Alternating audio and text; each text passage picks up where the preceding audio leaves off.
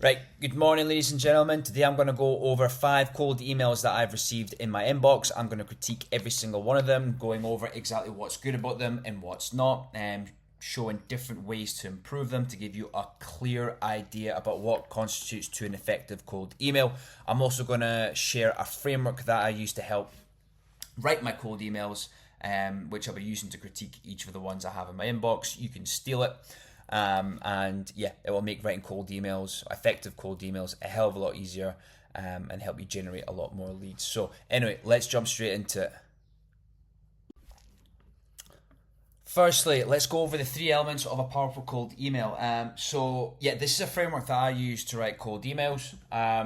It's super helpful. I've used it and it's helped me generate a lot of leads. And I've managed to distill it basically into 3 powerful elements. Number 1, your cold email must highlight a problem, so a problem that your target market is facing. Your cold email must be relevant, not personalized. I'll go over that in just a second. And then you must have an offer. These are not hard and fast rules. Not every single cold email needs to have all 3 of these elements at once. You should strive towards having that, however. But you know, if you have 2 out of 3, or even sometimes even 1 out of 3, it can work as well. This is marketing. There's no hard and fast rules. But if you try and get 3 out of 3, then your cold email will probably be at least 80% of the way there. So yeah, let's dive into it quickly. So first one, you need to highlight a problem. So each one of your recipients, your target market, they have business challenges that they are facing. Your job is to help them overcome it through some sort of service. So ideally, you want to either highlight the problem, you can specifically call it out, or you can highlight, or you can suggest that you can overcome the problem through your offer. So it could be something as simple as, you know, hey John, notice that you're not getting enough SEO traffic, or hey John, are you struggling with AEO? Do you want to appear more in ChatGPT or Perplexity for search terms? By simply calling out the problem, it can make the email a little bit more relevant. This is really important because if the prospect doesn't recognize the problem you're describing, the offer that you provide to them will not be effective. So there must be a problem that they face, and you can either call it out specifically, or you can address the problem through your offer. So I'll go over that in just a second. Next, this is a huge misconception. Your cold emails do not need to be personalized. They need to be relevant. So when I think of personalization, what people tend to do is they'll say something like, hey John, saw that you went to the same university as me. Or, you know, saw that you posted something on LinkedIn. Nice. That will not cut it. You want to make your cold email relevant. So relevance is making your cold email feel personalized by highlighting a specific challenge or deficiency your prospect is facing. You don't need their name, their latest company news, or a LinkedIn deep dive. Just by simply calling out a real problem that they're dealing with is enough. So you can be really clever about this. There are tools online like Clay that can help you identify buyer triggers, like trigger signals. And for example, if you found a company that were hiring SDRs, you know that they're needing people to chase up leads or to generate leads. So you could say something like, hey John, saw that you're hiring SDRs and your SDRs are spending 4 hours a day building lists instead of selling. You're also calling out a problem here. We can build a cold email system that eliminates the needs for SDRs and will fill your calendars full of meetings. You know, that would be a way of making the email relevant because you're identifying the problem that they have and you're positioning your solution as a way to fix the problem. So name the problem and then position the solution. Position the solution as the fix. That is the bridge, and that's what makes the email feel relevant, not personalization tokens or research rabbit holes. Okay, so make the email relevant, not personalized. This is probably the most important thing. You need an offer. A strong offer answers one question instantly. What are you offering me? And why are you contacting me? It must contain 3 components that work together to make the prospect feel safe saying yes. So the best way to create a strong offer, without diving too deep into the details here, is that you want your offer to have some sort of specific quantifiable outcome, a time frame of which this can be achieved at, and a guarantee. So, a good offer could be something like, we can help you generate 20 leads in 60 days via cold email, or you don't pay, or you don't pay if we don't reach this number. That is a really specific offer.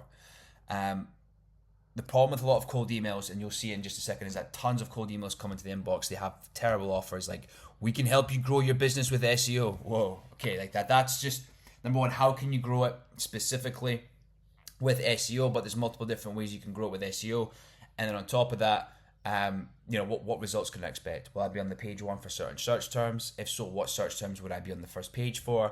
You need to be specific. So yeah, right. Let's have a look at the cold emails that I've received. Okay, first email. Okay, so Harry, you spend real time crafting email copy, getting the subject line right, the personalization, actually CTA sharp. Then the email sends first line.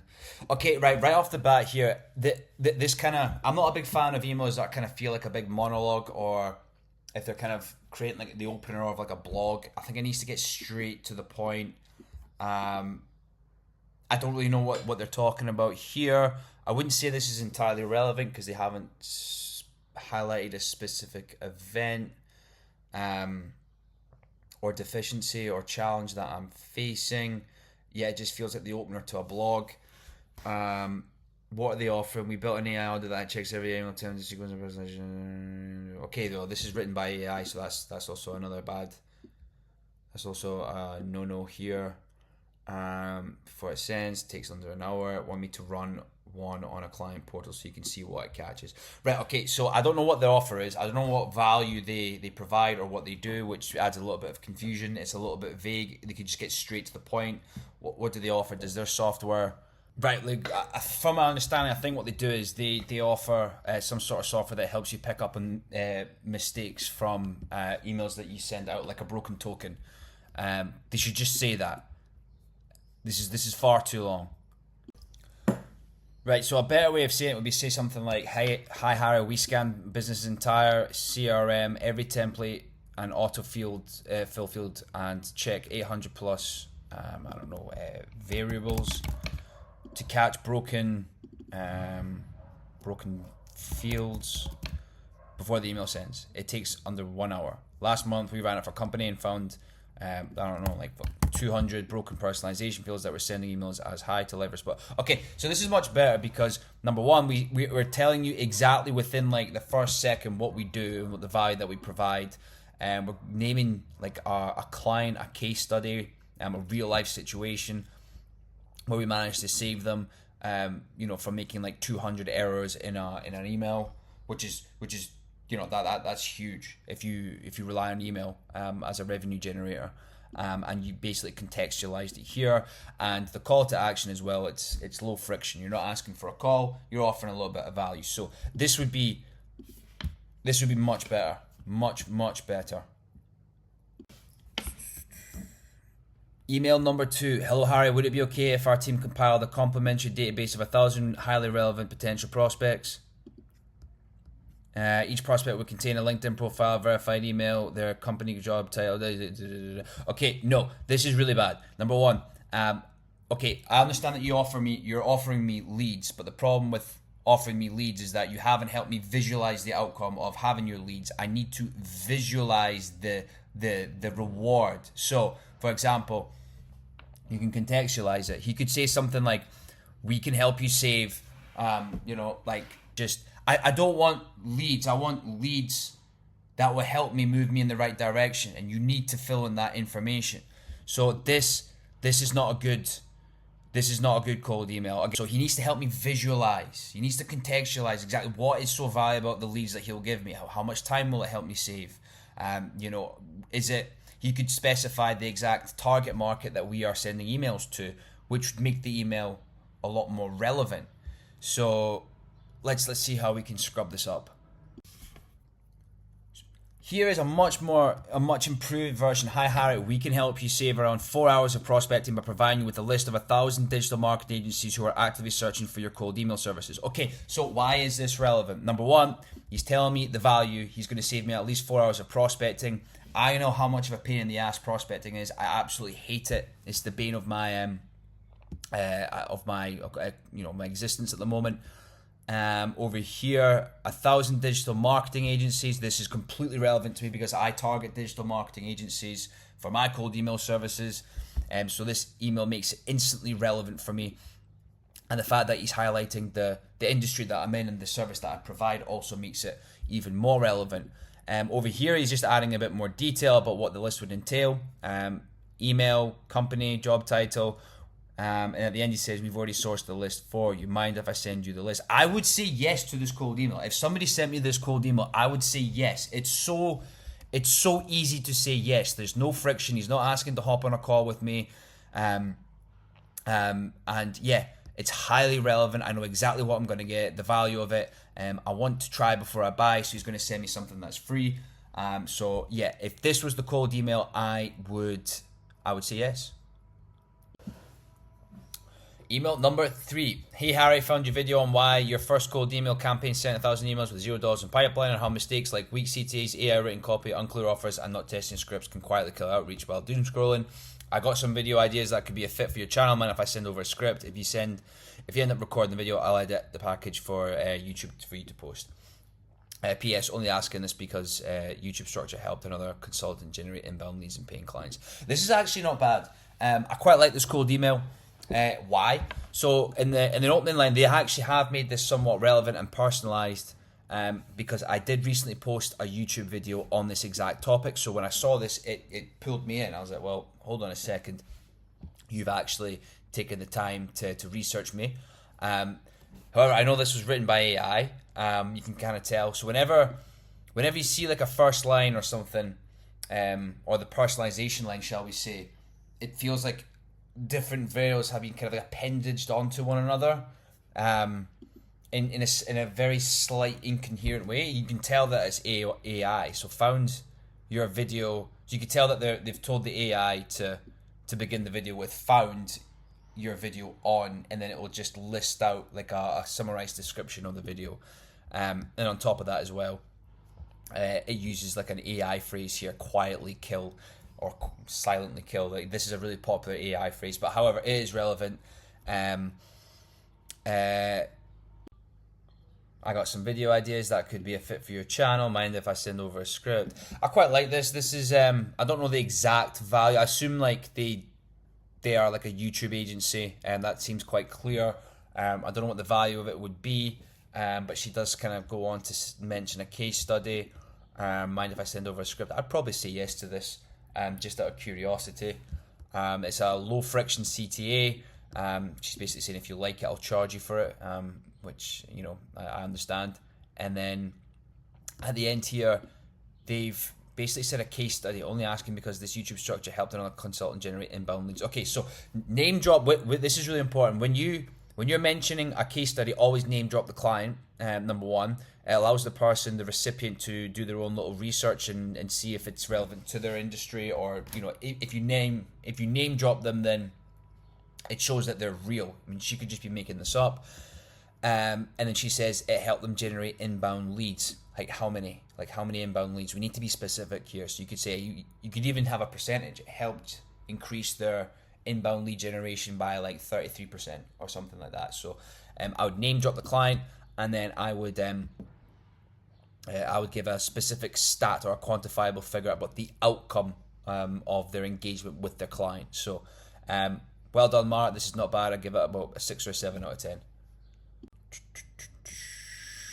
Email number 4. Hi Harry, I hope you're doing well. Since we're connected on LinkedIn, I've been following your work as a growth marketer. It's impressive how you combine conversion copy and full stack marketing to help brands improve performance across acquisition, revenue growth. Nope, don't like this. I support founders and executives by handling behind the scenes work such as LinkedIn Outreach. If it makes sense, I'd be happy to schedule a 15-minute call to learn about your current priorities. Okay, yeah, this is really bad. This is awful. This will have a horrendous response rate. Number one, I hope you're doing well. This is wasted real estate space, very generic opener. You could replace that copy with something else to get straight to the point. Number two, I've been following your work as a growth marketer. Okay, right, you're making it somewhat relevant, I guess. Well, it's not relevant, it's just personalised. You've taken the time, or you've used AI to look at my website or my LinkedIn page to say I'm a growth marketer. Again, this is obviously AI. It's impressive how you combine conversion copy and full stack marketing. Again, this is AI. Instead, if you want to be like relevant, you maybe pick out something specific about my website, a deficiency that I'm facing, call it out, and then position your solution. Instead, you've just scraped my website, and you're also trying to suck up to me, which in my books, in my opinion, is really bad. It's impressive how you combine conversion copy and full stack marketing. Oh, is it? So you're off to a bad start here. This bit, it's like he could make something out of this. I support founders and executives by handling behind the scenes work such as LinkedIn Outreach. So if you got really specific here and said something like, I can help you save like hours of manual work, doing the boring, redundant, repetitive tasks that I know that you're doing because I see that you're like a cold emailer, or you're a marketer. If he framed it like that, where he was instantly highlighting like number one what he does, and the value that he provides, so he could just skip all of this and get straight into this. And then this is a no-no. He's asking for a 15-minute chat on the first, in the first email. You try and make it a low commitment call to action, like mind if I send over more information, or something like that. That would make this email so much better. But there's a lot of waffling here. I'd give this like a 4 or a 3, probably a 3. Email number 5, last one, so let's make it a good one. Alright, so hey Harry, your site analysis shows limited SEO and AI search visibility foundations with a domain strength of a domain rating of 33 and 261 visits.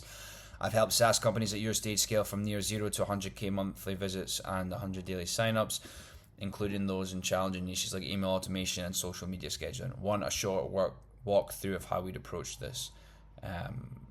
This has like the how would you say, like the essence of a good cold email. It just needs to be rewritten correctly. Okay, so number one, I do think my domain rating is around 33. I've checked it previously.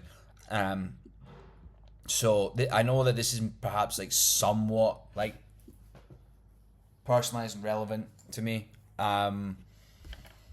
However, I'm not a SaaS company. This is the problem. I'm not a SaaS company, so this is immediately going to deter me from a cold email. So it kind of makes the email somewhat irrelevant to me. But say if I was a SaaS company, I've helped SaaS companies at your stage scale from near 0 to 100k plus monthly visits and 100 attempts. So what you could do is you could just flip this to make this more direct. You could say something like, we help SaaS companies at your stage.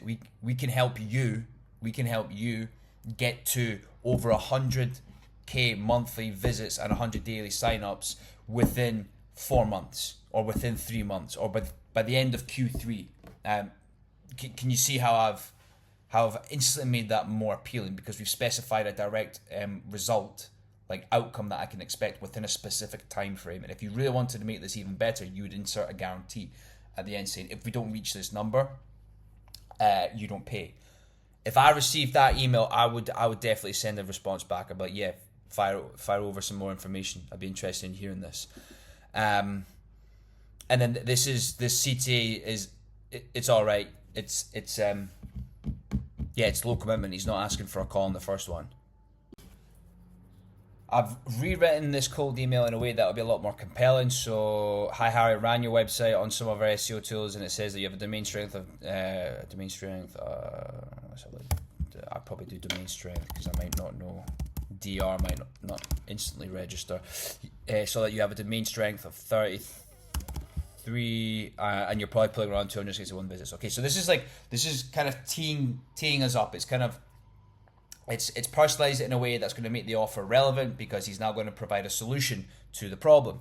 We can help you get over 100k monthly visits and over 100 daily signups by the end of the year. I would name the mechanism with SEO. With SEO. If we don't reach this number, you don't pay. Like this is like a really good offer. I mean, it's to the point where it's almost unrealistic. I wouldn't really believe it, but I mean, you get the point. He's got a quantifiable figure here, within a time frame by the end of the year. So that's like 7 months. If we don't reach this number, you don't pay. That's a guarantee. This is a pretty sick offer. Can I fire over more information? That's like a low friction CTA. And then I've also added a PS at the end, which is a nice wee trick that you can use to make your email sound a bit more personalized. And the fact when you use a PS, your eyes instantly just gravitate towards it. It's impossible to miss. So we say, we helped company X generate 103 visits from 53,000 in just 6 months. So I'm name dropping the client. I'm giving the exact figures of the impact of our engagement. We can do the same for you. So there's a little bit of credibility here, which means that I'm going to do some more background research, and it just makes the whole claim a lot more believable. So this would be a fire. This would be like a really, really sick cold email that would definitely generate responses and book calls.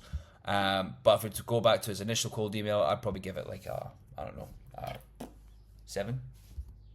Okay, that's the end of the video. Thanks for tuning in. Hope you found it useful. If you liked it, then give it a thumbs up.